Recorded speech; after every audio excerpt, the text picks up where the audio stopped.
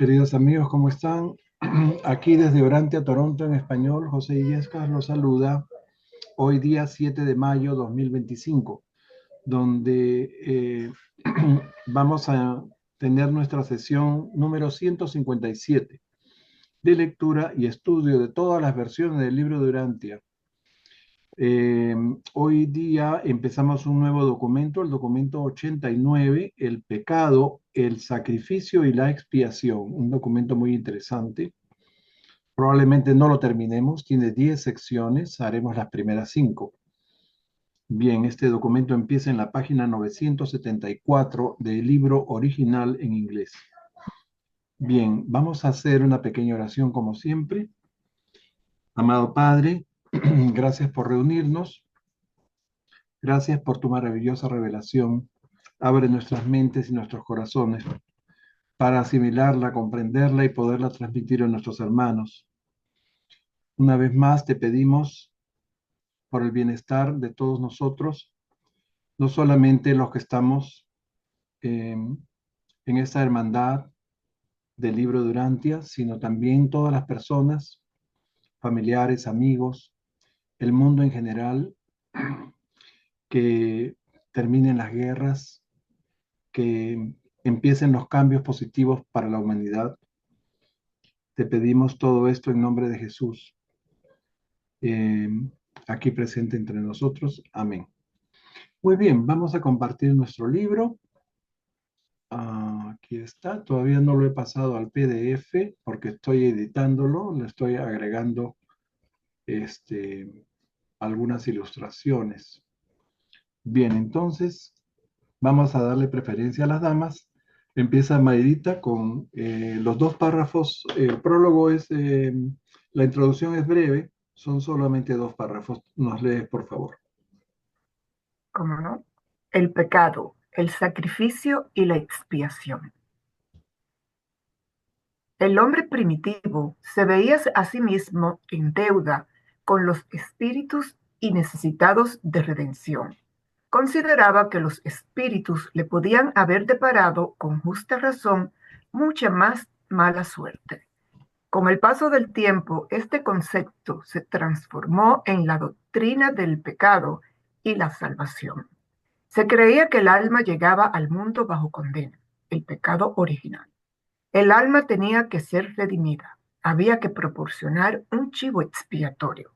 El cazador de cabezas, además de practicar el culto de adoración a la calavera, podía ofrecer una víctima propiciatoria como sustituta de su propia vida. El salvaje se convenció muy pronto de que la visión del sufrimiento, el dolor y la humillación de los humanos proporcionaba una satisfacción suprema a los espíritus. Al principio el hombre solo consideraba los pecados de comisión, pero después le empezaron a preocupar los pecados de omisión. Y todo el sistema sacrificial posterior surgió en torno a estas dos ideas. Ese nuevo ritual estaba centrado en la observancia de las ceremonias propiciatorias de sacrificio. El hombre primitivo creía que necesitaba hacer algo especial para ganarse el favor de los dioses.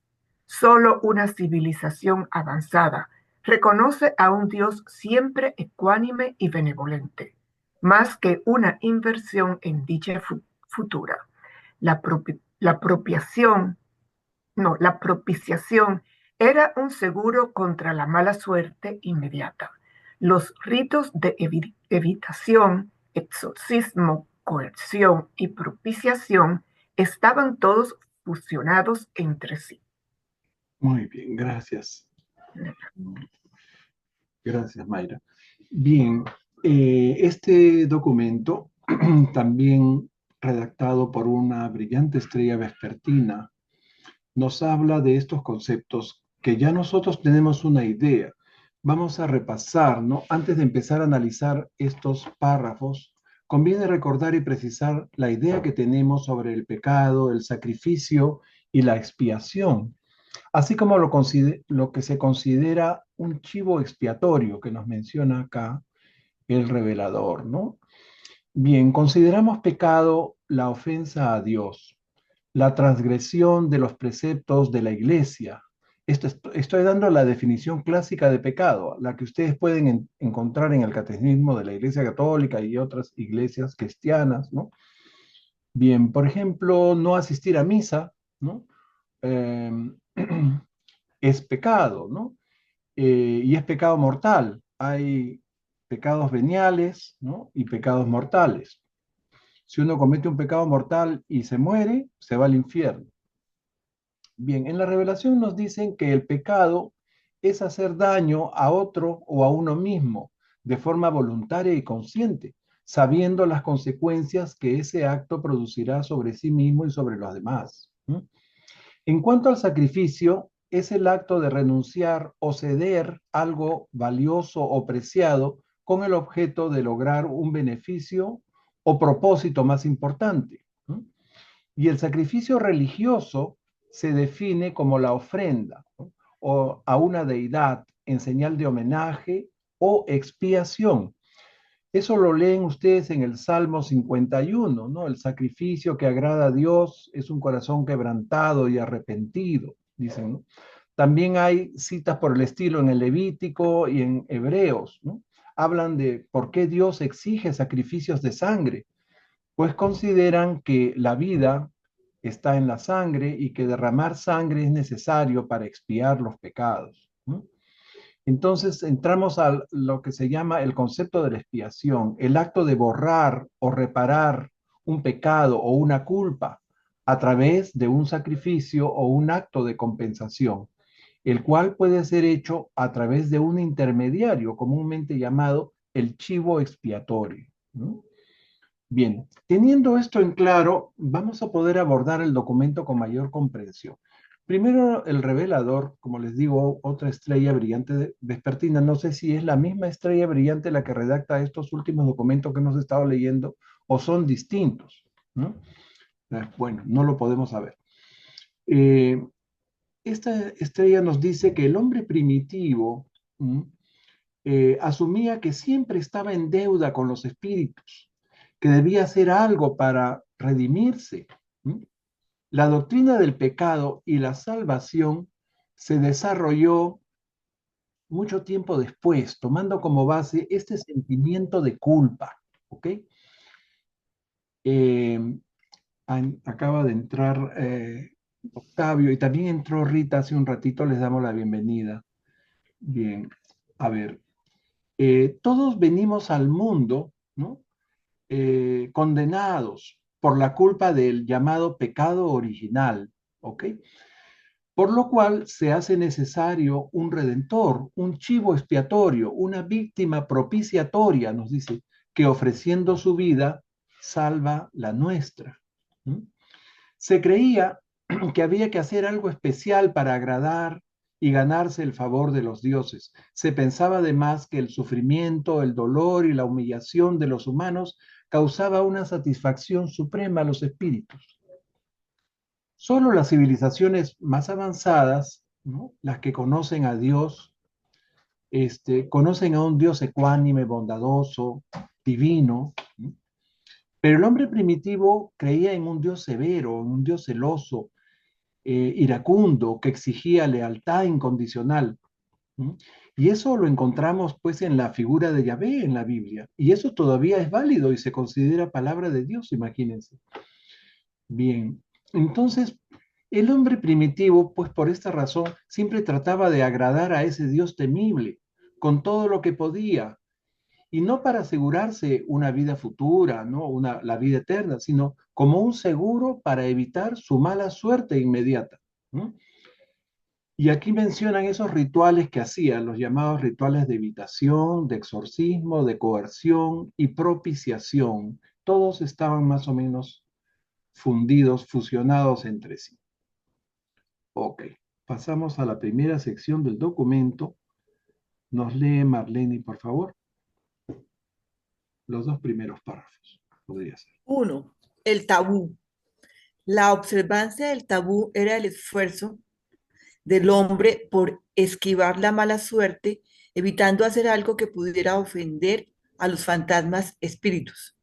Al principio, los tabúes no eran religiosos, pero pronto obtuvieron la sanción de los fantasmas o de los espíritus y se convirtieron con este respaldo en creadores de leyes y fundadores de instituciones. El tabú es la fuente de la normativa ceremonial y el antecesor del autocontrol primitivo. Fue la primera forma de regulación social y durante mucho tiempo la única, y sigue siendo todavía un componente básico de la estructura regulativa social.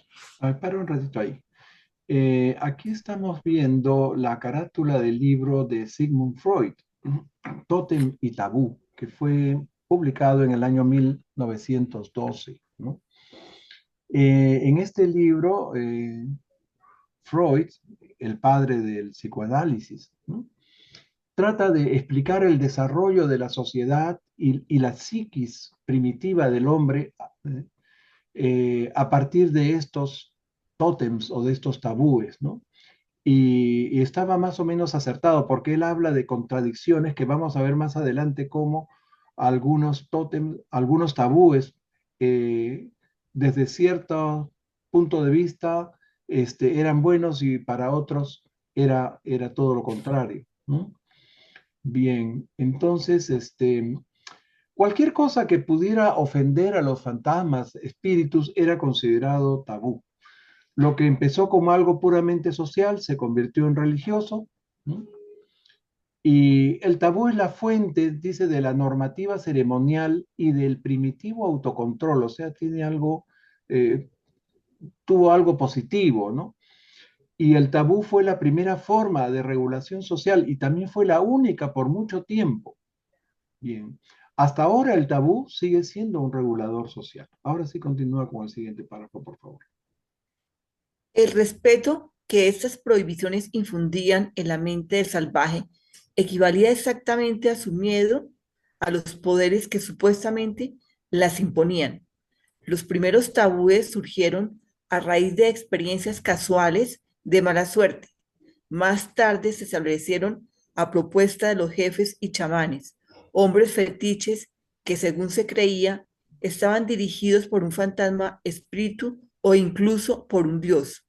El miedo al, el miedo al castigo de los espíritus era tan fuerte en la mente del hombre primitivo que llegaba a veces a morir del susto por haber violado un tabú, y esos dramáticos sucesos reforzaban enormemente el dominio del tabú sobre la mente de sus coetáneos. Ujú. Miren ustedes, el respeto al tabú era equivalente al miedo que sentían por el poder que los imponía, ¿no? El tabú, que había empezado de una forma un poco espontánea, después se convirtió en órdenes dadas por jefes o chamanes, ¿no? Ellos imponían esos tabúes, supuestamente dirigidos por fantasmas, espíritus o por algún dios. Ellos, la gente creía que ellos eran inspirados por esos dioses, ¿no? Y el miedo era tan grande que podían morir del susto en caso de violar algún tabú. Recuerdan, ya habíamos hablado que el miedo mata. Y esto intimidaba aún más al resto de la tribu cuando alguien moría por haber justamente violado un tabú. Bien. Glorita, ¿nos puedes leer los dos siguientes párrafos, por favor? Sí, claro. Entre las primeras prohibiciones había restricciones sobre la apropiación de mujeres y otras propiedades. A medida que la religión empezó a desempeñar un papel más importante en la evolución del tabú, el artículo objeto de prohibición se empezó a considerar impuro y más tarde profano. Los anales de los hebreos están llenos de menciones a cosas puras e impuras, y sagradas y profanas, pero sus creencias en este aspecto eran mucho menos exhaustivas y opresoras que las de muchos otros pueblos. Los 7 mandamientos de Dalamatia y el Edén, así como los 10 preceptos de los hebreos, eran tabúes claros, expresados todos en la misma forma negativa de la mayoría de las prohibiciones antiguas. Sin embargo, estos códigos más nuevos fueron realmente liberados, pues sustituyeron a miles de tabúes anteriores.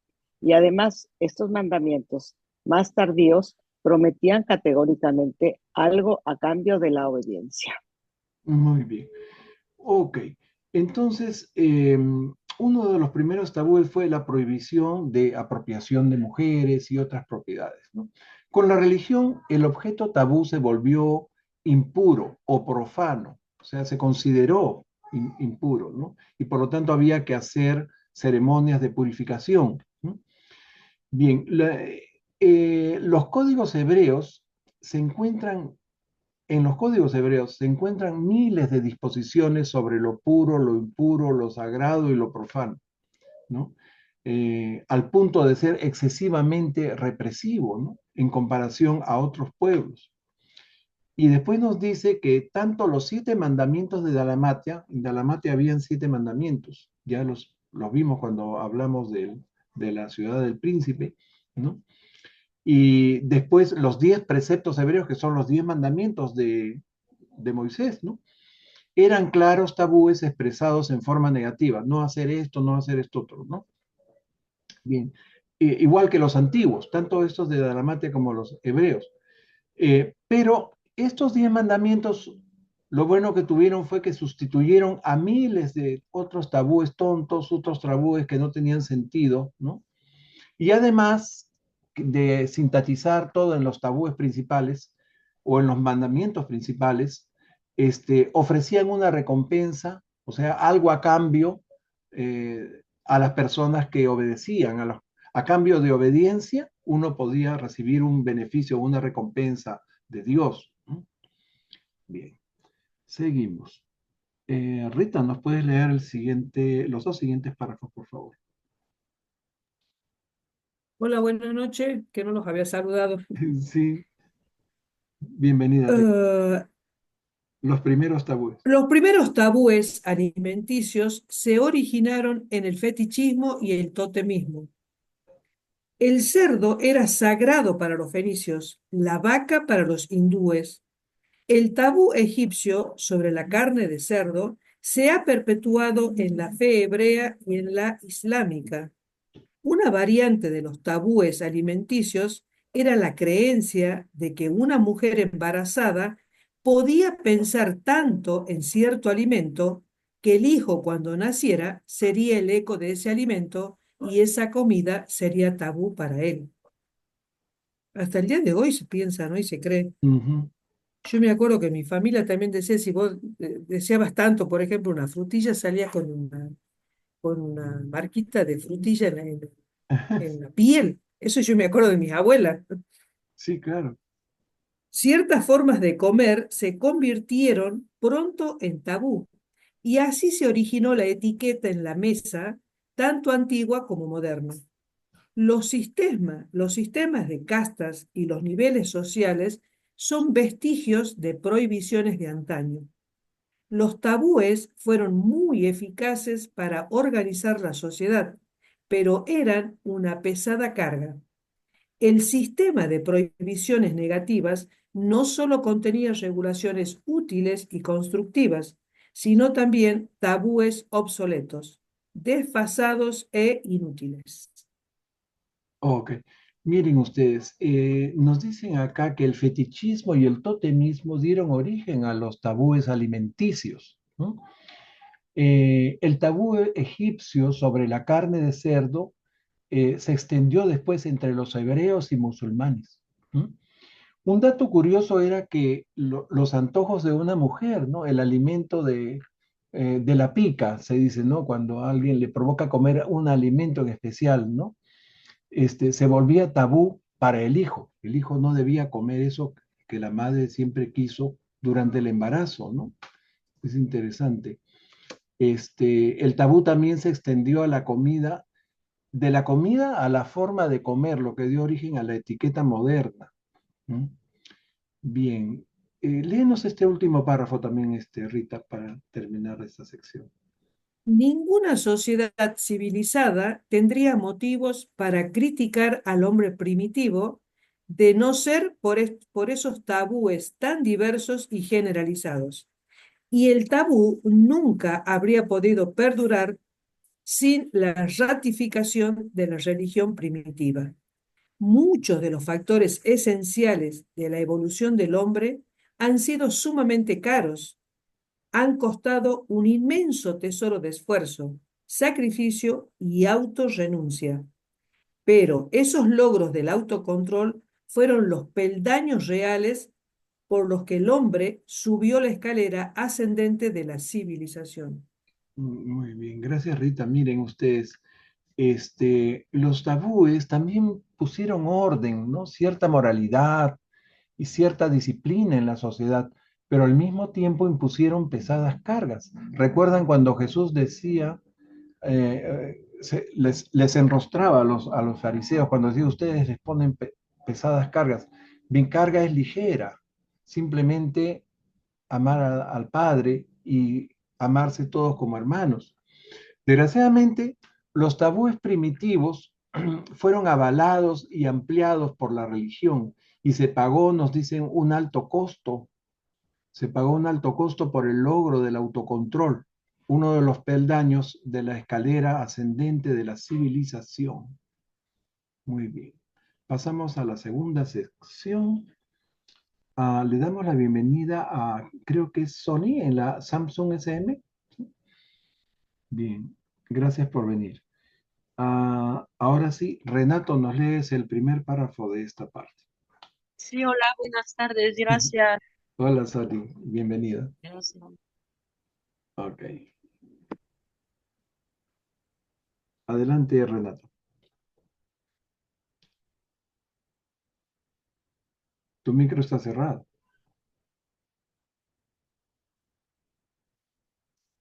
Renato, ¿estás ahí? Quizás has tenido que salir. Ah, no, ahí estás. Ya estoy. Ok. El miedo al azar y el terror a la mala suerte empujaron literalmente al hombre a inventar la religión primitiva como supuesto seguro contra estas calamidades. La religión evolucionó desde la magia y los fantasmas hasta los tabúes, pasando por los espíritus y los fetiches. Todas las tribus primitivas tenían su árbol del fruto prohibido. Literalmente era el manzano, pero en sentido figurado estaba compuesto por miles de ramas sobrecargadas por los tabúes de todo tipo que colgaban de ellas. Y el árbol prohibido decía siempre, no harás. Miren ustedes, ahí nomás. Esta sección que trata del concepto de pecado, ¿no? Nos habla que la religión primitiva fue producto del miedo al azar y a la mala suerte. Y se pasó de la magia y los fantasmas a los espíritus, los tabúes, los fetiches y los amuletos.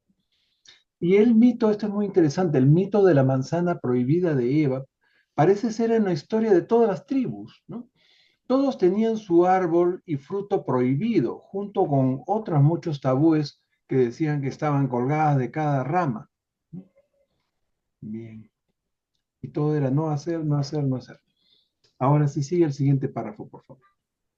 Cuando la mente del salvaje hubo evolucionado hasta el punto de imaginar la existencia de espíritus, tanto buenos como malos, y cuando la evolución de la religión sancionó solemnemente el tabú, el escenario quedó preparado para la aparición del nuevo concepto del pecado. La idea de pecado estaba ya universalmente establecida en el mundo antes de la aparición de la religión revelada. Solo gracias al concepto de pecado pudo la muerte natural adquirir un sentido lógico para la mente primitiva.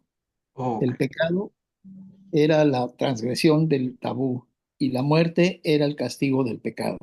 gracias, gracias. Muy bien. Entonces, el nuevo concepto de pecado apareció con la idea de los espíritus buenos y malos, ¿no? Cuando la religión avaló solemnemente el tabú. Antes de la religión, el pecado era simplemente la transgresión del tabú y la muerte su castigo, ¿no? Y eso les daba una explicación coherente para la muerte natural, que para ellos era un misterio, ¿no? Que que la persona muriera sin que alguien la matara. Bueno, ahora sí, seguimos. José Luis, por favor. El pecado era ritual, no racional, un acto, no un pensamiento. Todo este concepto de pecado estuvo fomentado por las tradiciones supervivientes de Dilum y de los tiempos, hubo un pequeño paraíso en la tierra. La tradición de Adán y el jardín del Edén dio también consistencia al sueño de una antigua edad de oro. En los albores de las razas, todo esto confirmaba las ideas que se plasmaban más tarde en la creencia de que el hombre se originó en una creación especial. Empezó su carrera en estado de perfección y cayó en su lastimosa situación posterior por culpa de la transgresión de los tabúes, el pecado. Bien, este párrafo es muy interesante por lo siguiente. Miren, la gente se olvidó que había estado evolucionando desde Andón y Fonta, ¿no? Para ellos, el mundo empezó con esas tradiciones antiguas sobre la ciudad de Dilmun, ¿no? Las viejas tradiciones sobre Dilmun. Recuerdan que Dalmatia, la ciudad del príncipe, se mudó a Dilmun, o sea, por ahí cerca, en esa zona de la Mesopotamia, ¿no? Y pensaban que todo empezó desde que vino Adán y Eva, digamos, ¿no? Y lo de Dilmun era algo en la nebulosa de los tiempos, que ni se preocupaban de pensar mucho, porque ya era demasiado antiguo, estamos hablando de 500.000 años, ¿no? Pero Adán y Eva era pues más o menos reciente, 37.000 años. Entonces, y por eso los judíos trataron de, como les digo, arreglar o sincronizar toda su genealogía desde Adán y Eva, y no desde más atrás, ¿no? Entonces, esas tradiciones de Dilmun, del Jardín del Edén, hicieron pensar a los hombres que ellos habían tenido un origen divino, perfecto, que Dios los puso en un paraíso terrenal, ¿no? Y cuando cometieron el pecado, entonces perdieron todo y vino todas las calamidades del mundo y que todos pagamos por ese error, por ese pecado cometido por los padres de la humanidad, ¿no? Por haber transgredido el tabú de comer la manzana, ¿ok? Y entonces de ahí se arman, ven ustedes cómo se reconstruye todo ese mito de la manzana, de Adán, la serpiente y todo eso, y de Eva, en fin. Ok, de ahí viene todo eso. Ahora sí, siguiente párrafo, léenos, por favor. La violación habitual de un tabú se convirtió en vicio. La ley primitiva hizo del vicio un crimen. La religión lo hizo pecado. Entre las primeras tribus, la violación de un tabú era una combinación de crimen y pecado. Cualquier calamidad que afectara a la comunidad se consideraba como castigo por un pecado tribal. A los que creían que la prosperidad estaba unida a la rectitud, les desconcertaba tanto la aparente prosperidad de los malvados que fue necesario inventar infiernos para castigar a los que violaban los tabúes.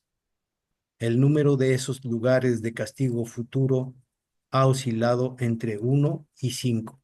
Ok, gracias. Este párrafo también es interesante, ¿no? Nos dice que cuando se violaba un tabú de forma repetida, ¿no? O sea, cuando alguien pecaba, lo que nosotros sabemos por Urantia que se llama, ¿no? La, eh, ¿cuál es la palabrita? Este, iniquidad, ¿no? Iniquidad. La iniquidad, el que persiste en el pecado, ¿no?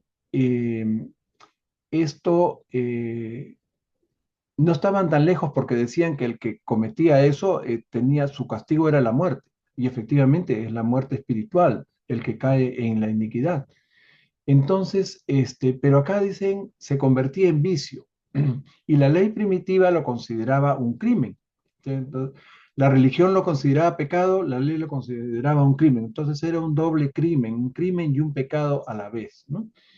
Si sucedía una calamidad que afectaba a toda la tribu, entonces se consideraba que era un castigo por el pecado de toda la tribu, por un pecado tribal. ¿Ok? Después nos dicen que el bienestar y la prosperidad era la recompensa de las personas que vivían en la rectitud, ¿no? Pero eh, esas personas que aparentemente no cometían pecado, ¿no? Que no transgredían los tabúes, ¿no? merecían esa prosperidad, pero les desconcertaba ver que también los malvados gozaban de gran abundancia, de bienestar, ¿no? Eh, y eran malos, ¿no? Entonces, ¿cómo podía Dios bendecirlos si eran tan malos, ¿no? Y de ahí vino la idea de inventar un infierno, de inventar un castigo después de la muerte. Bueno, ahora estás viviendo bien, pero cuando te mueras vas a ir a un lugar de sufrimiento, ¿no? Entonces, de esa forma, ellos un poco compensaban esa contradicción aparente de ver que no solamente los buenos eran bendecidos con bienestar y recompensa, sino también los malos. Pero esos malos la iban a pagar en la otra vida, ¿no? Después de la muerte. ¿No? Y esos lugares de castigo podía ser de 1 a 5, nos dice. ¿No? O sea que habían hasta 5 infiernos. Bien, el último párrafo nos lo lee Mayra y después nos pasamos a la siguiente sección del documento. La idea de la confesión y del perdón apareció muy pronto en la religión primitiva. Los hombres pedían perdón en una reunión pública por los pecados que tenían intención de cometer la semana siguiente. Oh. La confesión era un simple rito de exoneración, así como una constatación pública de la profanación al grito ritual de impuro, impuro. Acto seguido, se cumplía con las formalidades rituales de purificación. Todos los pueblos primitivos practicaron estas ceremonias sin sentido. Muchas costumbres aparentemente higiénicas de las tribus primitivas eran casi siempre ceremoniales. Bien, este párrafo es muy interesante. Miren, nos dicen que muy pronto apareció la idea de la confesión y el perdón. ¿Okay? Si tú te confesabas, recibías perdón. Lo gracioso es que se confesaba lo malo que se tenía la intención de hacer y se pedía perdón por adelantado. Entonces, a continuación, practicaban el ritual de la purificación o exoneración de la culpa y ya todo quedaba arreglado de esa forma, ¿no? Y nos dicen que todos los pueblos han practicado estos ceremoniales, ¿no? En donde había pues agua, ¿no? Y un poco se purificaban con agua, se limpiaban, pero era no por razones higiénicas, sino era para limpiar, no era para limpiar el cuerpo, sino para limpiar la culpa, ¿ok? Bien. Y así termina la segunda sección del documento. Pasamos a la tercera. Sí, Mayrita, nos lees este siguiente párrafo, por favor. La renuncia y la humillación. La renuncia fue el siguiente paso de la evolución religiosa. El ayuno era una práctica común. Pronto se estableció la costumbre de privarse de muchas formas de placer físico y sobre todo sexual. El rito del ayuno estuvo profundamente arraigado en muchas religiones antiguas y lo han heredado prácticamente todos los sistemas modernos de pensamiento teológico. A ver, paramos ahí un ratito. Entonces, la primera renuncia religiosa fue el ayuno, ¿ok? No comer. Negarse el placer de comer. ¿No? Y luego vinieron otras negaciones, incluyendo el placer sexual, lo que se llama la abstinencia. ¿No? Actualmente todos los sistemas modernos de pensamiento teológico conservan el ayuno. ¿Ah? Bien, tanto las iglesias cristianas como la musulmana, creo que los judíos también hacen sus ayunos, en fin. Bien, sigue con el siguiente, por favor. ¿A mí? Creo que ya le tocaría a Marlene. Gracias. No, yo puedo seguir. Bueno, ya, léete uno más. Okay. Justo hacia la época en la que el hombre bárbaro se estaba recuperando de la ruinosa costumbre de quemar o enterrar las propiedades de los muertos junto con sus dueños, justo cuando la estructura económica de las razas empezaba a tomar forma, apareció esta nueva doctrina religiosa de la renuncia, y decenas de miles de almas fervientes empezaron a buscar la pobreza. La posesión de bienes fue considerada como un impedimento espiritual. Estas ideas sobre los peligros espirituales de los bienes materiales estaban muy difundidas en tiempos de Filón y de Pablo, y han tenido desde entonces una marcada influencia en la filosofía europea. Miren ustedes, este párrafo es muy interesante y mencionan a dos personajes importantísimos, ¿ok?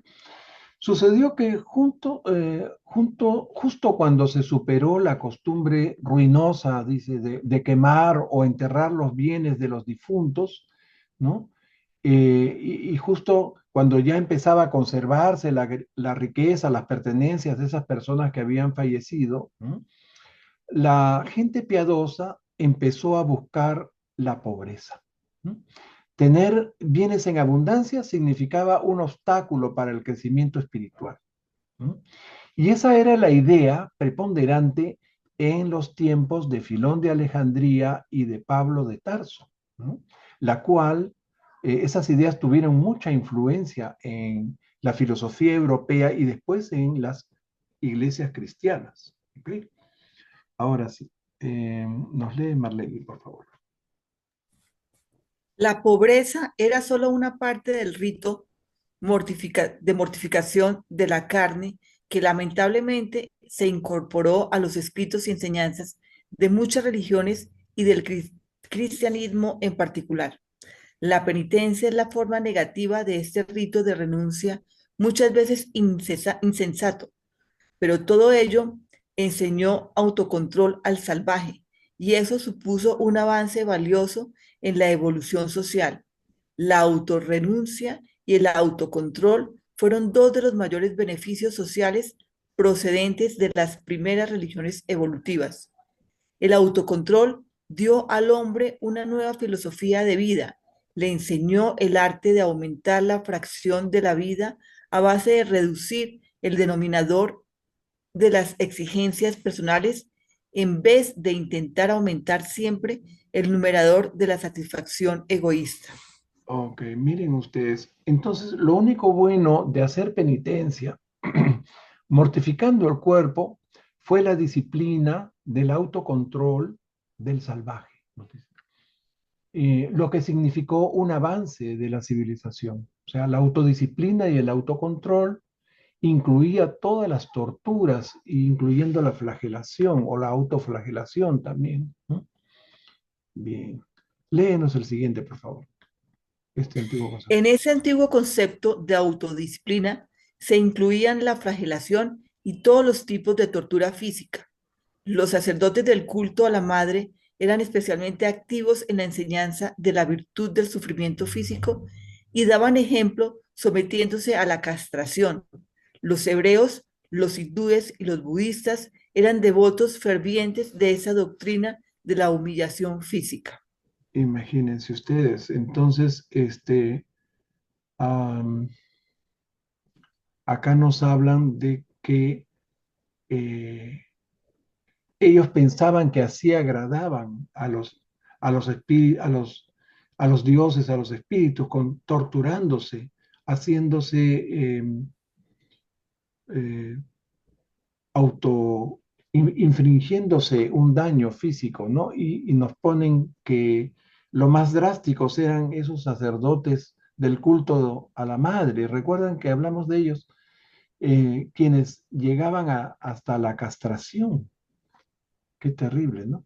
Vamos a leer cosas horribles en este documento. Bueno, seguimos, le tocaría a Glorita. Sí. Durante toda la antigüedad, los hombres se intentaron incrementar por estos procedimientos su saldo acreedor de autorrenuncia en los libros de contabilidad de sus dioses. Era costumbre hacer votos de autorrenuncia y autotortura en situaciones de tensión emocional. Estos votos adoptaron con el tiempo la forma de contratos con los dioses. Esto supuso un auténtico progreso evolutivo, pues implicaba un compromiso por parte de los dioses de hacer algo concreto por el hombre a cambio de dichas mortificaciones y autotorturas. Los votos eran tanto negativos como positivos. Donde mejor se observan hoy en día promesas de naturaleza tan extrema y perjudicial es entre ciertos grupos de la India. Miren ustedes, Ya nos habían dicho que hebreos, hindúes y budistas fueron fervientes devotos de esta humillación física, ¿no? De la autotortura. Esos hombres pensaban que su autorrenuncia y su autotortura les ponía un saldo acreedor en los libros de contabilidad de sus dioses. Parece que este revelador le gusta la contabilidad, ¿no? Nos habla de libros, de saldos, acreedores, en fin. Y que era como un contrato con los dioses. Y como todo contrato suponía que los dioses se comprometían a hacer algo a cambio, ¿no? A hacer algo concreto a favor del hombre que hacía ese sacrificio, ¿no? Y esas promesas tan extremas y perjudiciales persisten, dice ahora, persisten en la India entre ciertos grupos. Ok, sí, léete el siguiente también, por favor.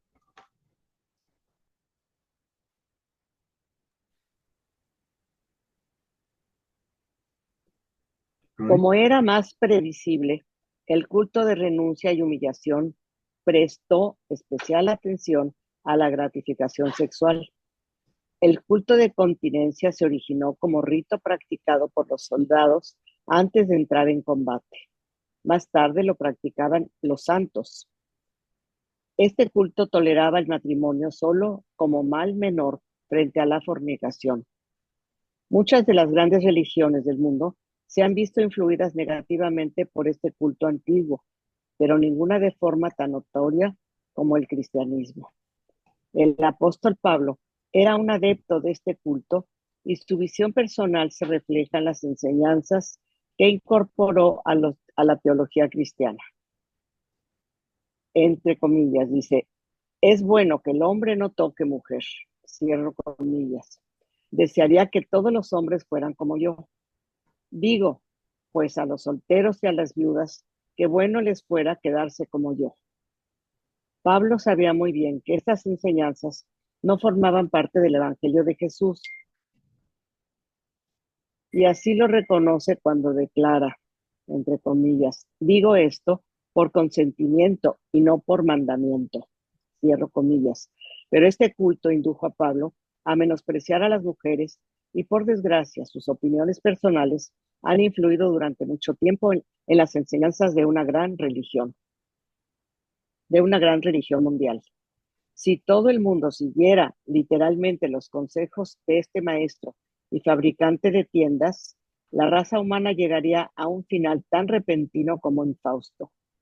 Por otra parte, la implicación de una religión como el antiguo culto de continencia conduce directamente a una guerra contra el matrimonio y la familia, verdadero fundamento de la sociedad e institución básica del progreso humano.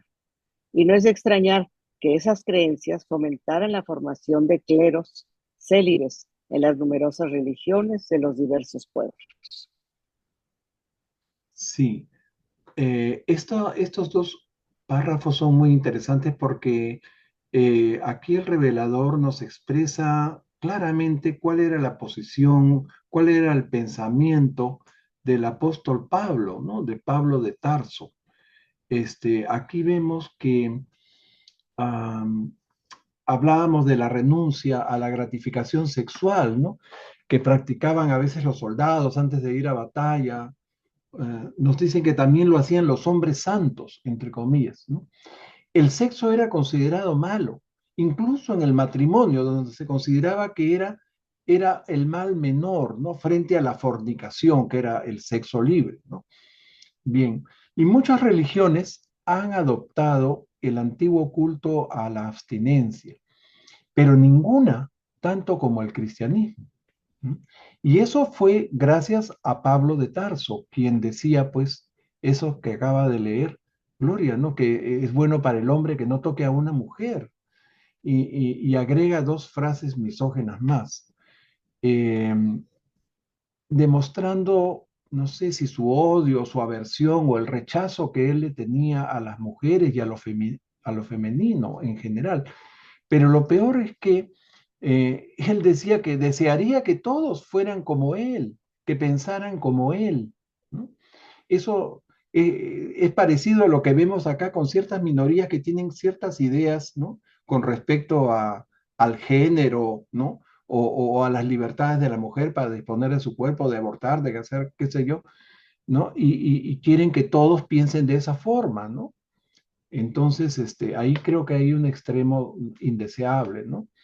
Y nos dice el revelador que si se hubieran seguido las enseñanzas de Pablo al pie de la letra, la humanidad se hubiera extinguido, ¿no? Nadie habría tenido sexo, nadie habría tenido hijos, no habría, iba en contra de la familia. Esa posición estaba, digamos, dirigida a destruir el matrimonio, a destruir la familia. Esa posición de culto a la abstinencia sexual dio origen a esos celibatos, ¿no? A esos cleros de hombres célibes, entre comillas, porque no sé hasta qué punto todos serán, todos cumplirán con ese voto, ¿no? De castidad.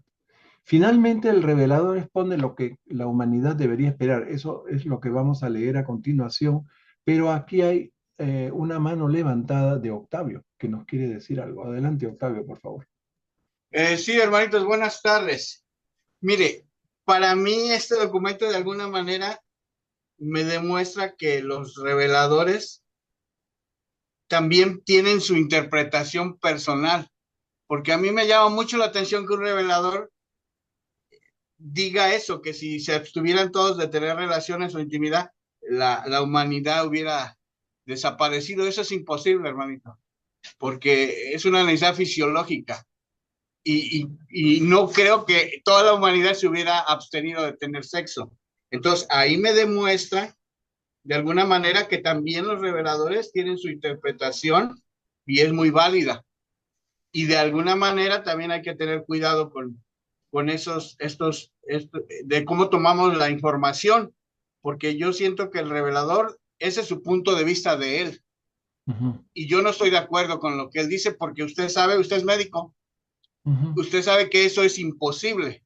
Entonces, eso está mal. Yo creo que es una exageración del revelador o es su punto de vista y quiere darle énfasis a esa interpretación del apóstol Pablo. Y también no es que yo defienda a Pablo, pero Pablo era misógino porque en la ley de Moisés, que era lo que regía en ese momento, todos los textos hebreos o judíos tendían a la misoginia porque era parte de su cultura, de su estructura como organización, como ley.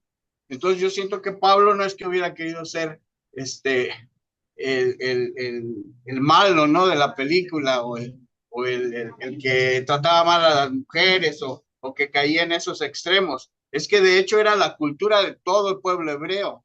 Nada más que en este caso, como se habla de Pablo, como que lo centran en él. Pero claro, esa es mi interpretación. Pero a mí me llama mucho la atención y de ahí me permite a mí juzgar que entonces no todo lo que los reveladores de alguna manera expresan puede tener cierta intención o interpretación personal de cada revelador. Bueno, así lo entiendo yo. Espero haberme explicado. Y gusto en saludarlos. Por supuesto que sí, Octavio, y gracias por tu punto de vista. Por supuesto, es imposible. Si tú me preguntas a mí si se puede detener el crecimiento demográfico, se puede reducir, se puede inhibir en cierta medida, ¿no? Pero no, porque esas personas que rechazan o que no se identifican con su sexo y no desean tener familia, no desean formar un hogar, no pasan del 10% de la población, ya habíamos hablado de eso. Además, perdón, hermanito, el texto de Pablo no era tanto una imposición. Si usted lo analiza bien, era una sugerencia. Sí, era una recomendación. Sí, él no lo estaba imponiendo. Exactamente. Claro, desearía que todos pensaran como él, ¿no? Seguramente él era muy pegado a la ley mosaica, ¿no? Pero además a él le gustaba ser así y él deseaba que todos fueran como él, ¿no? Pero acá el revelador no lo afirma, sino simplemente se pone en sentido figurado, ¿no? De que si todo el mundo siguiera literalmente los consejos de ese maestro, ¿no? Que era un fabricante de tiendas. Yo no sabía el oficio que tenía Pablo antes de dedicarse al apostolado. La humanidad hubiera terminado, ¿no? tenido un final repentino. Eso, por supuesto, en la práctica nunca se hubiera dado, ¿no? Pero, digamos, desde el punto de vista teórico figurado, si nos pusiéramos, ¿no?, a seguir literalmente esos consejos, pues terminaríamos impidiendo, qué sé yo, el crecimiento de la humanidad. Bueno, entonces depende cómo lo interpretemos, pero no digo tampoco, no quiero satanizar al apóstol Pablo, pero yo digo que muchas de las cosas que han caracterizado a la religión católica, ¿no?, a través de los siglos, ha sido por influencia de él, ¿no? Y un poco por Bueno, también. porque era conveniente, de alguna manera, era conveniente para los sistemas de control, ¿no? De las mismas iglesias. El libro Durante, en el documento 99, da a entender cuáles son las desventajas de la religión, cuando una religión es evolutiva y de alguna, y se pierde, ¿no?, el sentido de lo que es la religión. Entonces, al momento de tener esa administración, entonces se tiende a esas cosas, entre otros puntos que están ahí. No sé si lo recuerdan. Sí, sí.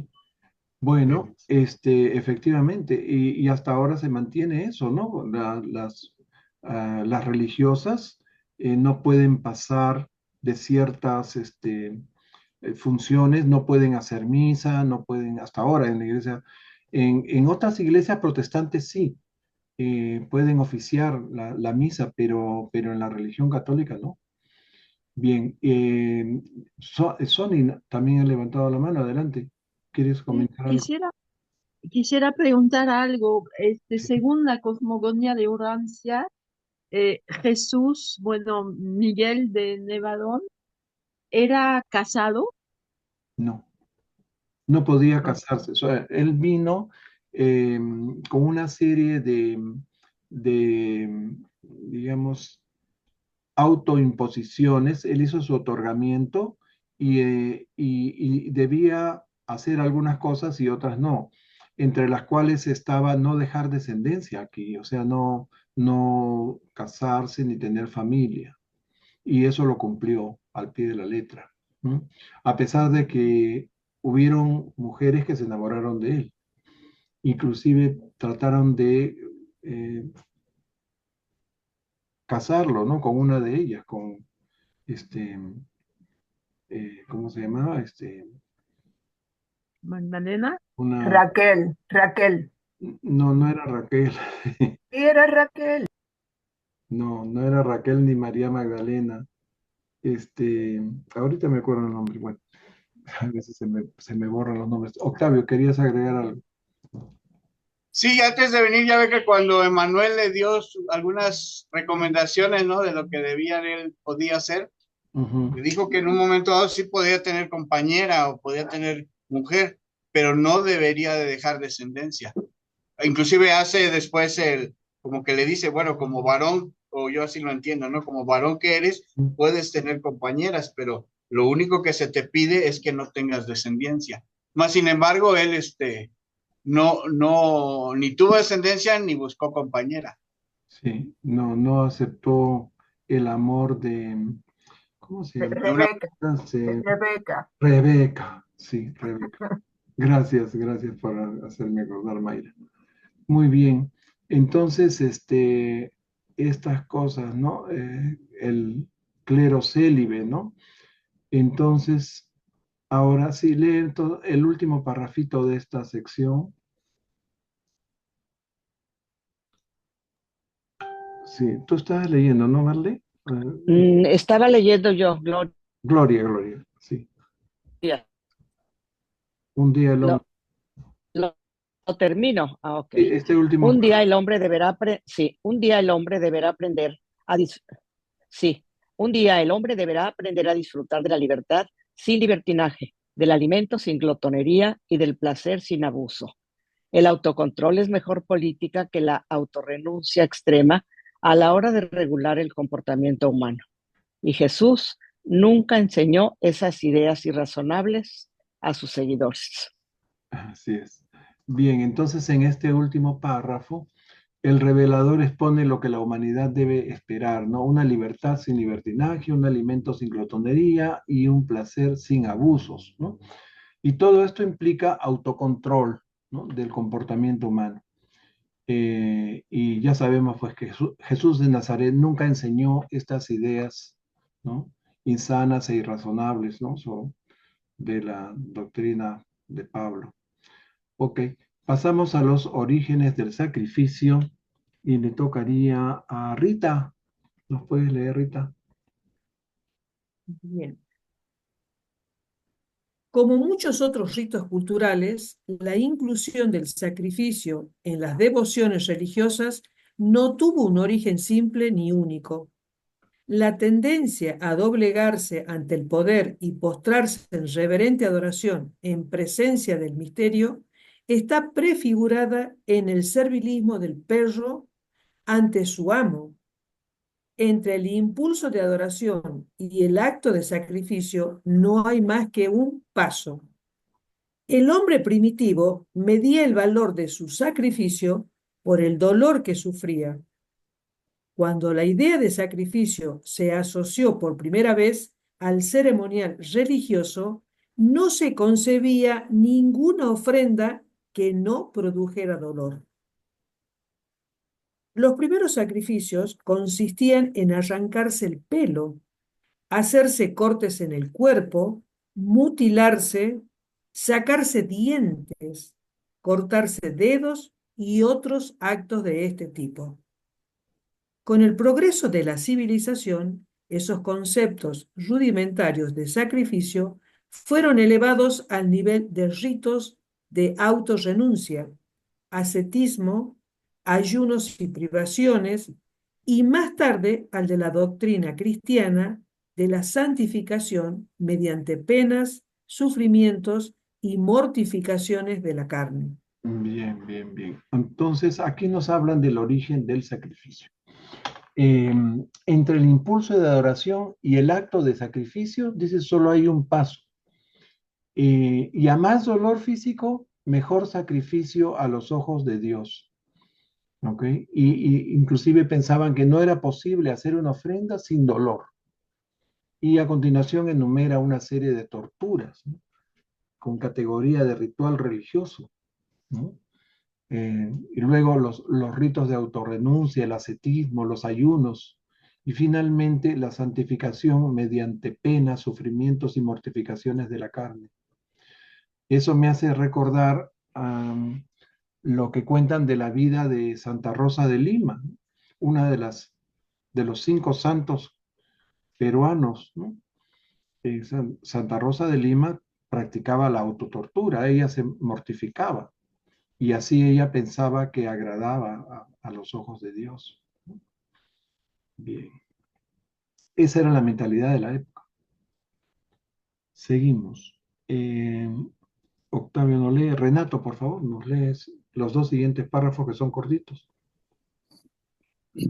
Al comienzo de la evolución de la religión existieron dos conceptos de sacrificio.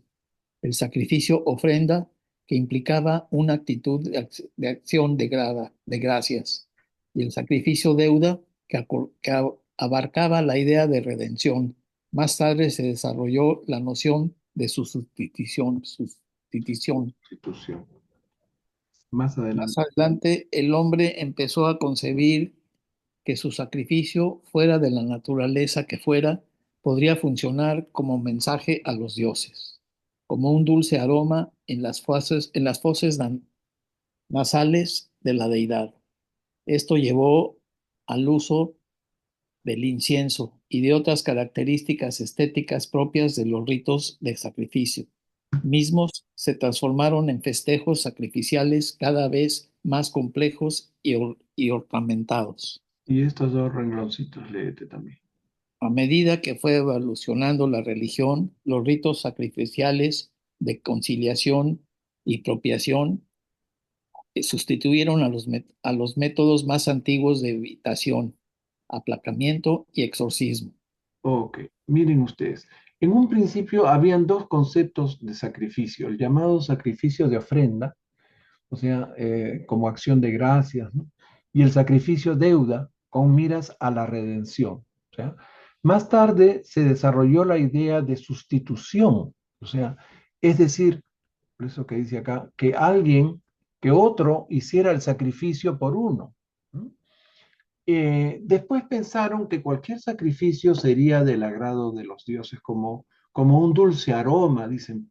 Por eso se incluyó el incienso en las ceremonias y en los ritos de sacrificio. Cada vez que se fueron haciendo más complejos y ornamentados, ¿no? Y así fue evolucionando la religión a través de esos ritos sacrificiales, los cuales, dicen, nos sustituyeron a lo que hacían antes, que era evitación, aplacamiento y exorcismo. Bien, seguimos. José Luis, por favor. José Luis pidió excusas, que tuvo Entonces, que adelante. salir, o sea, que es Vaya. mi turno. Ujú. El sacrificio era inicialmente una tasa de neutralidad recaudada por los espíritus ancestrales. La idea de expiación no se desarrolló hasta más tarde. A medida que el hombre se fue apartando de la noción del origen evolutivo de la raza y de las tradiciones de los días del príncipe planetario y de la estancia de Adán, se fueron infiltrando a través del tiempo, se extendió el concepto de pecado y de pecado original. De este modo, el sacrificio por pecados concretos y personales se transformó en la doctrina del sacrificio expiatorio del pecado racial. La expiación mediante el sacrificio era un mecanismo de seguro a todo riesgo que cubría incluso el rencor y los celos de algún dios desconocido. Rodeado de tantos espíritus irritables y tantos dioses codiciosos, el hombre primitivo se veía enfrentado a tal multitud de deidades acreedoras que precisaba de todos los sacerdotes, todos los ritos y todos los sacrificios de toda una vida para satisfacer su deuda espiritual. La doctrina del pecado original o culpa racial hacía que todas las personas llegaran a la vida seriamente endeudadas con los poderes del espíritu. Miren ustedes. Entonces, luego del sacrificio personal, ¿no? Que estaba destinado a lograr la neutralidad de los espíritus, ¿no? Se extendió el concepto de pecado y de pecado original, es decir, un pecado racial, heredado de la falta de Adán y Eva. Y es así como aparece el concepto de la expiación, un sacrificio destinado a aplacar el rencor de los dioses y los celos de algún dios desconocido. El hombre primitivo se sentía tan en deuda con muchos espíritus y dioses irritables y codiciosos que necesitaba de muchos sacerdotes, de rituales, de sacrificios que debía utilizar durante toda su vida. ¿Okay? Y por esa doctrina del pecado original, las personas se sentían pues seriamente endeudadas con los espíritus desde que venían al mundo. Así es como se sobornaba, así como se sobornaba a personas con regalos, se trataba de conseguir el favor de los espíritus a través de las ofrendas consagradas en sacrificio. Bien. Eso lo cuentan en el siguiente párrafo. Vamos a darle la bienvenida a Mario Aníbal Ferreira. Bien, le toca a Marlene. Sigue. ¿Es el 4, el 6 o el 7? El 4-7, sí. Ok. Los hombres reciben regalos y sobornos, pero cuando los dioses los reciben, se consideran ofrendas consagradas o se llaman sacrificios. La renuncia era la forma negativa de propiación. El sacrificio se convirtió en la forma positiva. El acto de propiación incluía alabanzas, glorificaciones, halagos e incluso diversiones. Los restos de esas prácticas positivas del culto de propiación de antaño constituyen las formas modernas de adoración divina. Las formas de culto de hoy en día son simplemente la ritualización de aquellos antiguos métodos sacrificiales de proporción positiva.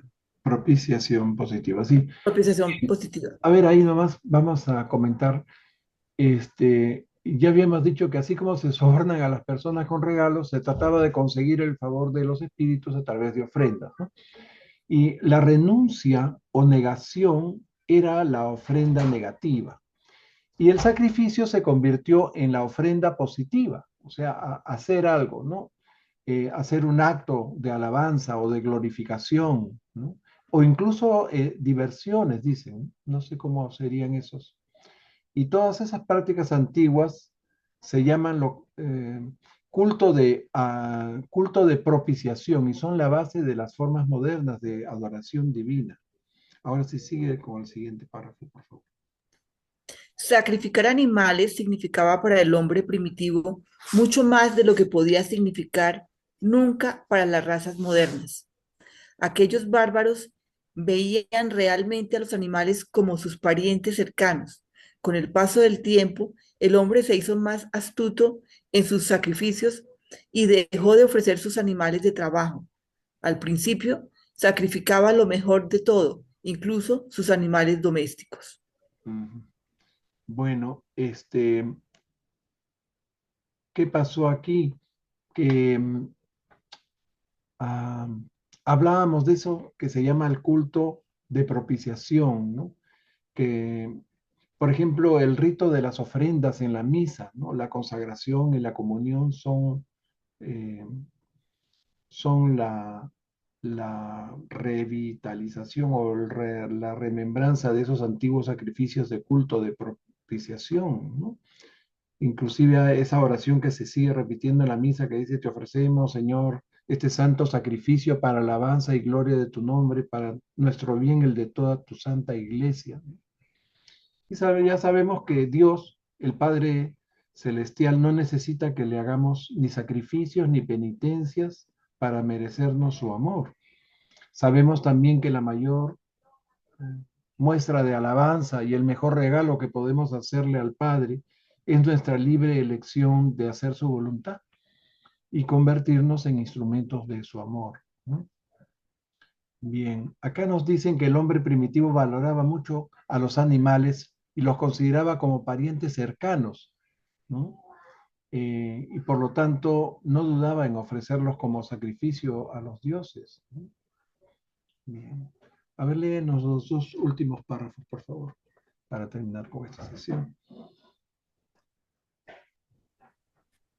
No alardeaba en vano el dirigente egipcio que afirmó haber sacrificado 113.433 esclavos, 493.386 cabezas de ganado, 88 arcos, 2.756 imágenes de oro, 331.702 jarras de miel y aceite, 228.380 jarras de vino, 714 gansos, 6.744.428 hoganzas de pan y 5.740.352 sacos de maíz. Y esto solo pudo hacerlo a base de gravar con enormes impuestos a sus sufridos súbditos. Sí, y el último. La pura, ¿continúo? Sí, por favor. La pura necesidad acabó empujando a esos semisalvajes a comer la parte material de sus sacrificios, dado que los dioses ya se habían beneficiado de su alma.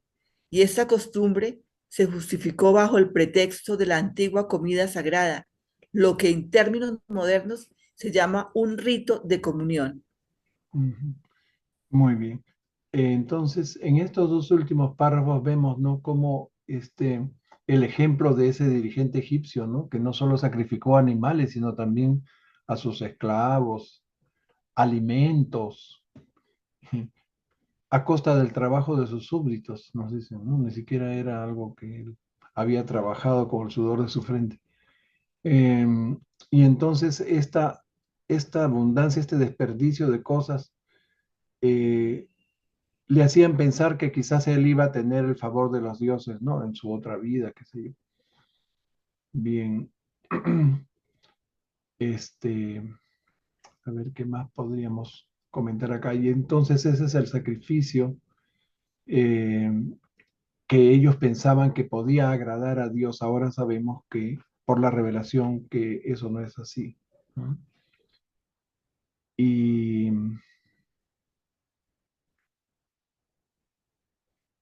en esta parte ya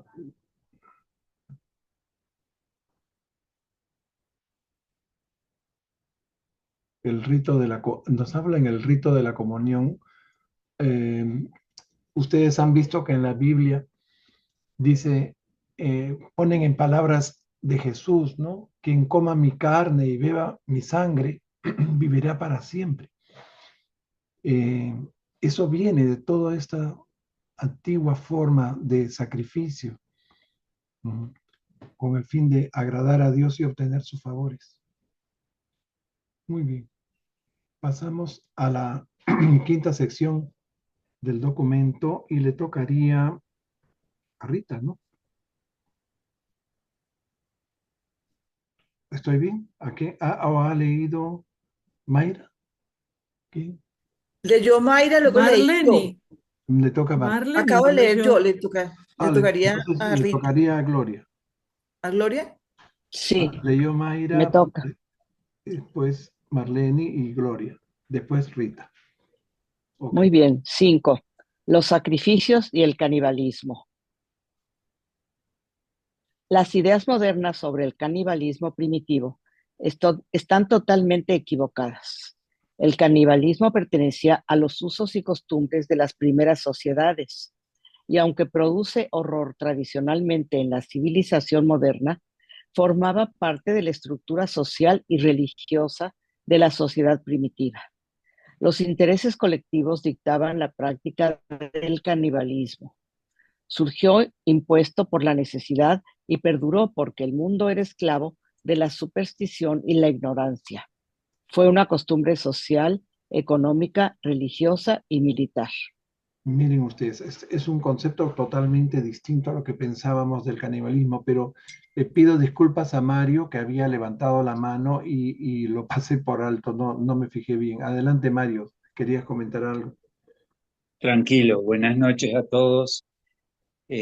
Todavía hay en ciertas zonas de Brasil, cuando estuve reunido con los hermanos de allá de Brasil, en San Pablo y en Curitiba, eh, disfrutando de los encuentros urantianos, en algunos pasos se hablaba de ciertos grupos que actuaban desde el misticismo, con la religión esta Umbanda, que es una especie de secta también, ahí en ciertos lugares, y de cómo ellos sacrifican a los animales, con la sangre de estos mismos animales bañan a los seres humanos, porque esa era la forma de aproximar el espíritu y de redimir que ese espíritu tome ese vínculo, ese contacto con ese ser humano, como que el espíritu empiece a identificarlo, empiece a amarlo, a aceptarlo, a quererlo. Además, después de eso, le ofrecían alimentos en ciertas partes de los caminos, en cruces de caminos. Eso se realiza en varios lugares de Brasil, aún actualmente todavía se sacrifican animales de 4 pies, de 2 patas, en fin, en ciertas partes de Portugal y en África también, en varios países, que es la famosa religión esta afro-brasilera, afro-umbandista, que vino más bien de los países africanos. Porque yo escuché desde hoy que estábamos hablando de esta comunicación o conexión que hay, o cómo redimirse humanamente ante el espíritu. Y lo acaba de decir nuestro hermano recién, que Dios no necesita esta redención, o la parte católica que enumeró nuestro hermano José, que también perdonarán nuestros pecados. Y sin embargo, no es así. O sea, nos han hecho creer ciertas cosas para poder sostener el miedo del pueblo de todo este planeta, ¿no? Eso quería comentarles, que cuando estuve allá en Brasil, los hermanos comentaban que, bueno, están viendo de cómo poder trabajar desde Durantia con estos hermanitos, estos otros seres humanos, que tienen estas prácticas que las llevan adelante actualmente ahora, en sus propias reuniones. Es una forma de bautismo que tienen. Esta, la de sacrificar animales de 4 pies, carneros, ovejas, en fin, varios otros animales, hasta terneros, con el cual les hacen un baño de sangre a los seres humanos para bautizarlos.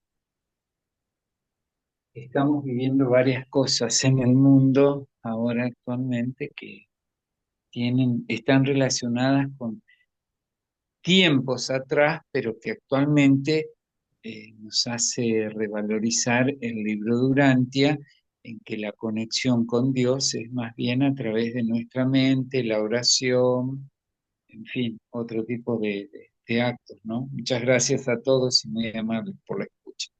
Gracias a ti, Mario, por tu comentario. Efectivamente, Dios no necesita que hagamos sacrificios, ni ayunos, ni nada. Eh, este capítulo es terrible también, sacrificios y canibalismo, ¿no? Y nos dicen que la idea que tenemos del canibalismo, ¿no? O sea, no sabemos nada. O sea, el canibalismo que nos produce horror actualmente era una práctica y una costumbre social, económica, religiosa y militar, ¿no? Nos dicen que los primeros seres humanos eran caníbales, comían carne humana por necesidad, cuando no podían conseguir otra cosa, ¿no? Y pensaban que los espíritus, que eran como ellos, pero viviendo en otro mundo, también necesitaban comer. Eso está, creo que un poquito más adelante. Seguimos con le tocaría a Rita. Adelante, Rita, con los dos idiomas. Los primeros hombres eran caníbales, les gustaba la carne humana y por eso la ofrecían como alimento a los espíritus y a sus dioses primitivos. Dado que los espíritus fantasma no eran más que hombres modificados y dado que la comida era la mayor necesidad del hombre, la comida tenía que ser también la mayor necesidad de los espíritus. Sigue, por favor. ¿Sigo? Sí, sí, En su acabamos día, con el canibalismo fue casi universal en la evolución de las razas. Todos los Sanjik eran caníbales, pero al principio los andonitas no lo fueron, ni tampoco los noditas ni los adanitas. Los anditas no lo fueron hasta que estuvieron muy mezclados con las razas evolutivas. Ok. Entonces aquí nos dicen que en un principio los andonitas no fueron caníbales, ¿no? Los primeros descendientes de Andón y Fonta, así como tampoco los noditas, y menos los adanitas, los descendientes ya de Adán y Eva, pero todas las razas Sanguik sí lo fueron, y los andonitas lo fueron cuando se mezclaron con las razas evolutivas, ¿no? También los anditas, ¿ok? A ver. Sigue con este párrafo, este párrafito más, Rita, por favor. El gusto por la carne humana crece. Una vez que se ha empezado por hambre, amistad, venganza o ritos religiosos, comer carne humana se convierte en canibalismo habitual. Aunque la escasez de alimentos fue lo que empujó al hombre a comerse a sus semejantes, esta ha sido pocas veces la razón fundamental. Los esquimales y los primeros andonitas eran poco dados al canibalismo, excepto en periodos de hambruna. Los hombres rojos, sobre todo los de América Central, eran caníbales. Entre las madres primitivas se generalizó la costumbre de matar y comerse a sus propios hijos para renovar las fuerzas perdidas en el parto. Y en Keslan a menudo se mata y devora también al primer hijo. En tiempos recientes, muchas tribus africanas han recurrido deliberadamente al canibalismo como medida de guerra con objeto de aterrorizar a sus vecinos con semejante horror. Miren ustedes, Queensland es una provincia de Australia, me parece. Acá nos dicen que comer carne humana produce adicción. O sea, se puede empezar por hambre, por amistad. No, no entiendo eso, cómo el canibalismo puede ser por amistad, por venganza o rito religioso y después se hace habitual. ¿Mm? Y ser caníbal por hambre ha sido la causa menos frecuente de canibalismo. Después nos dicen que los primeros andonitas y los esquimales solo recurrían al canibalismo en casos de hambruna. Y que los hombres rojos, especialmente los de América Central, eran caníbales. Luego nos cuentan de las madres que devoran a sus hijos, la costumbre de comerse al primogénito, lo de las tribus africanas. Bueno, entonces en este fenómeno, yo diría, psicosociocultural del canibalismo, ¿no?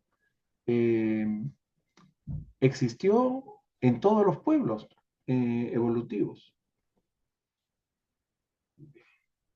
Seguimos.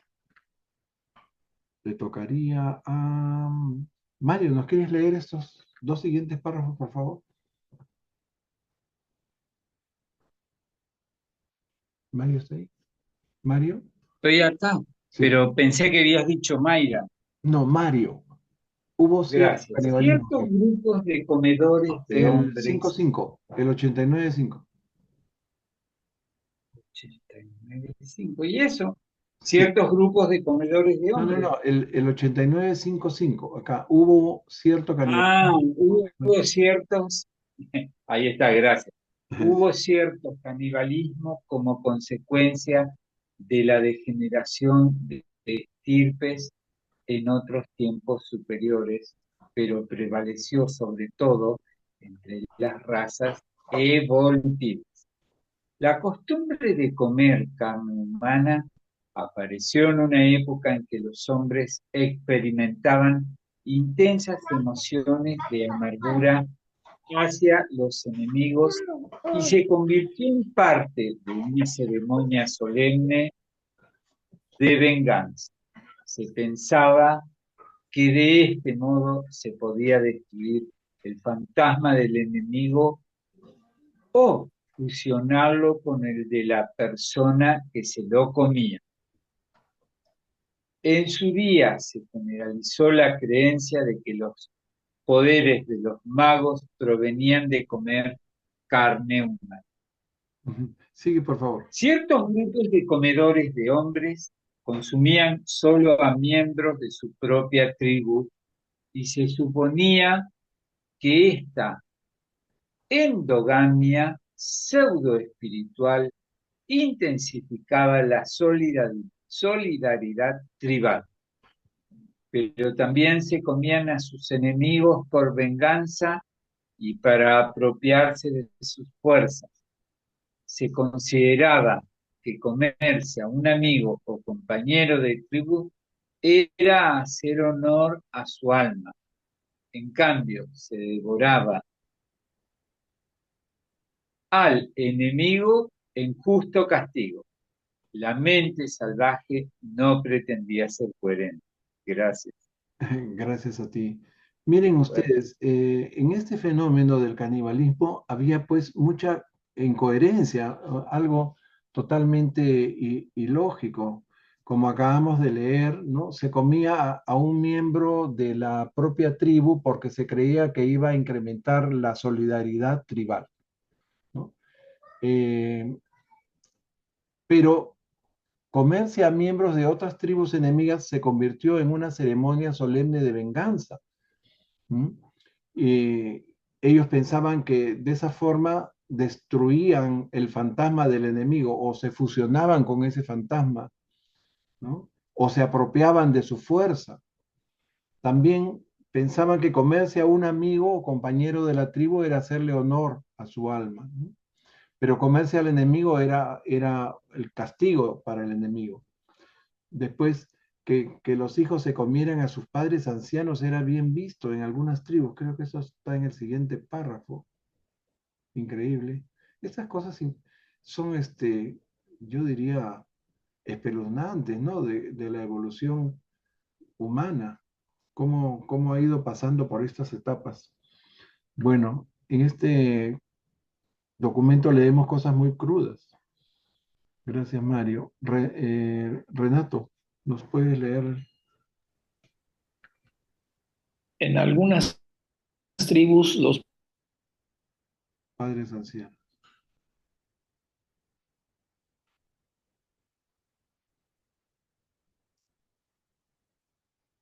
Hola, Renato, no se te oye. un comercio considerable. Renato, creo que está haciendo mal contacto tu micrófono. ¿Sí? ¿No me oyes? Te hemos escuchado entrecortado. ¿Podrías volver a comenzar el párrafo, por favor? En algunas tribus. Unas tribus los comidos por sus hijos. En otras no estaba bien visto comerse a los parientes cercanos, así que sus cuerpos se vendían o se intercambiaban por los de los forasteros. Hubo un comercio considerable de mujeres y niños engordados para la matanza. Cuando las guerras o las enfermedades no conseguían la población, el excedente se comía sin miramiento. Mm. ¿Me oyeron? Sin miramiento. Sí, un poquito entrecortado, pero vamos a explicarlo eso, ¿no? Miren ustedes, decía que comer, que los padres mismos pedían que sus hijos los comieran, ¿no?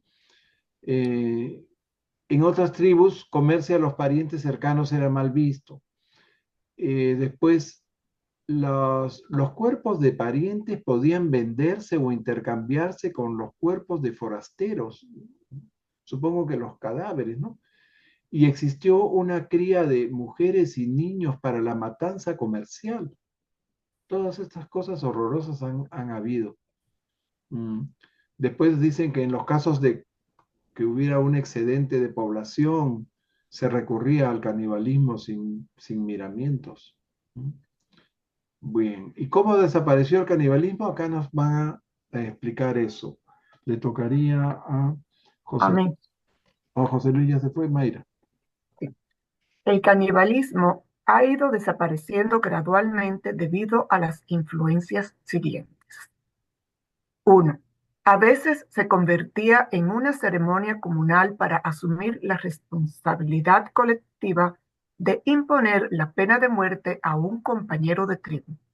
El delito de sangre deja de ser un crimen cuando todos participan y es perpetrado por la sociedad. Las últimas manifestaciones de canibalismo en Asia consistieron precisamente en comerse a criminales ajusticiados. 2. Se convirtió muy pronto en un rito religioso, aunque el creciente miedo a los fantasmas no siempre sirvió de freno al canibalismo.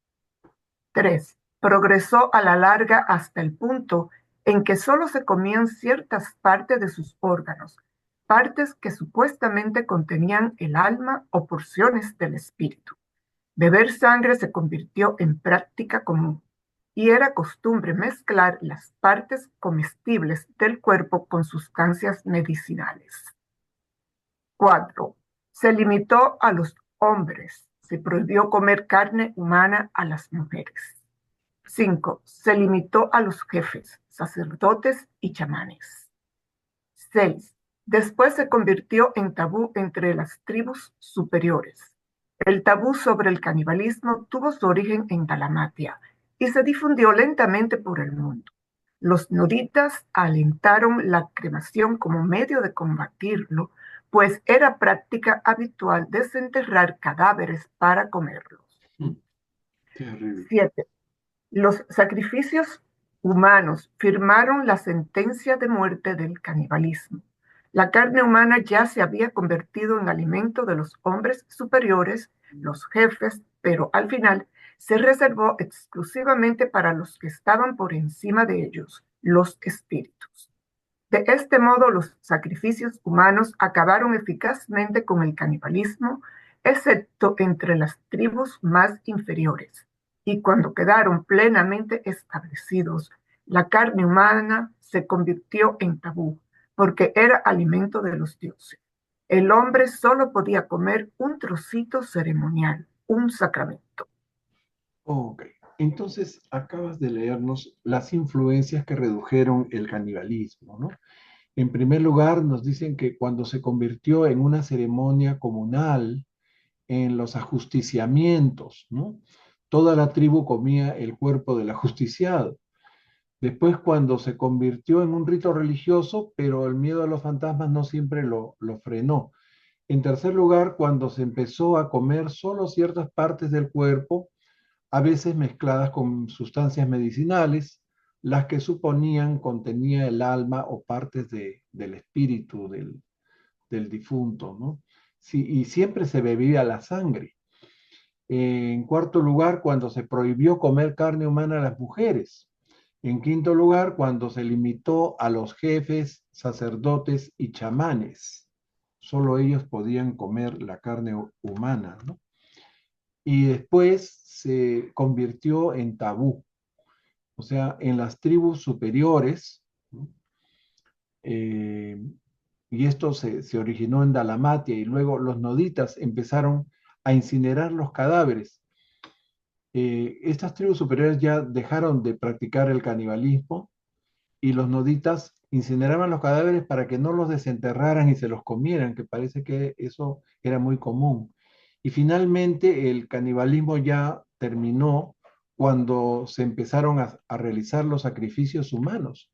O sea, la carne humana se convirtió en un tabú para otro ser humano y se consideró que esa persona que se sacrificaba a los dioses iba a ser el alimento reservado solo para los dioses. ¿Ok? Y entonces ahí en la ceremonia de inmolación no se comía esa carne, pero seguramente el sacerdote tomaba un trocito, ¿no?